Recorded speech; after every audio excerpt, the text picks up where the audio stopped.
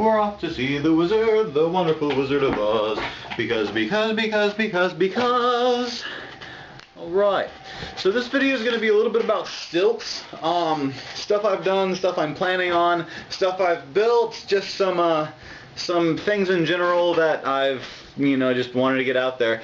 I'm not sure how short of a video this is, but there it is. Do you guys notice that I usually always play with something when I'm on the camera? It's fun. I like it. It's just something on my desk that I just gotta pick up and do. Anyway, so way back when I used to have these power risers, and those lasted about a year. They were the first stilts I ever had, and they took me, they take 5 minutes to get used to. After about 20 minutes you can jog in them, but what I found out with those is that it's easier to walk forward than it is to stand still, and that's because of the small foot pad on the bottom.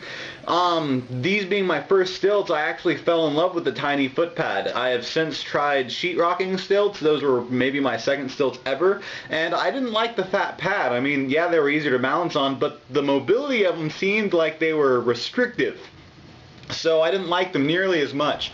So I've also made videos of these homemade digigrade stilts that I've made, and they work very well. Between those that I haven't shown yet are some wooden stilts that I've done. These are just your basic standard 2x4 stilts that you can find plans almost anywhere, or even try to invent them yourself.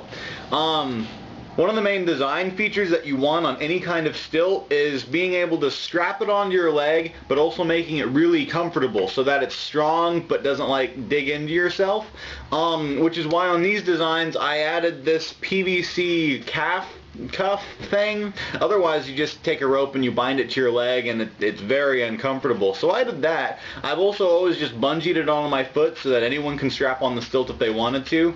And for the base of it, I made it round. It's not a block, it's just round, and it's got a piece of tire on there that I took from an RC car, because I got tons of those that I've destroyed and stuff.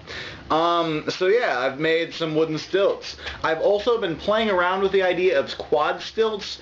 Now these aren't really necessarily quad suits like you see people try to dress up as like a wolf or something, because every single one of those that I've seen, it's like they're walking on their hind legs the whole time and just kind of dangling their front legs in front of them, and it looks like they're walking, but not really, because they never really support their weight on their front legs, which kind of goes back to, you need a stilt that straps onto yourself that doesn't bind with, it's usually just on their wrist, and you can't really support your weight on that.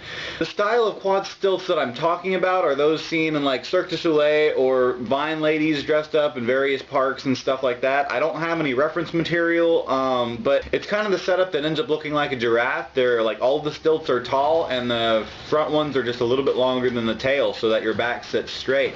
And that's about it. The geometry I've come up with isn't perfect, so that's all you get of it. But it's something that I've been working on, it's something I'm thinking about, and maybe I'll end up thinking of how to do my own quad suit. That's pretty much all I have about for stilts. As far as other videos, I'm not sure what my next one is going to be, although I am thinking about making a little short thing of the battle axe bike that I did for Beauty and the Beast. It was a stage prop.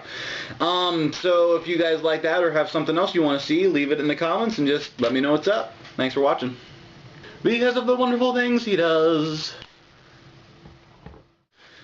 So that's pretty much